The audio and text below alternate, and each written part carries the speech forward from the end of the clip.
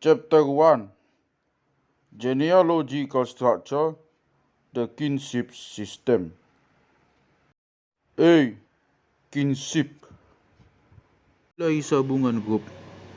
The Silahisabungan Group, CP12, in complete contrast to Sumatera Utara, has spread over a great part of the Batak country.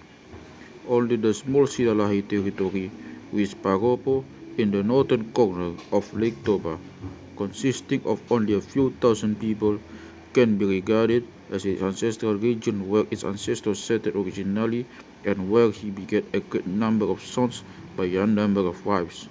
Most of the descendants of these sons have forsaken the small ancestral area, the Bonani Pinasa, and have dispersed in many directions.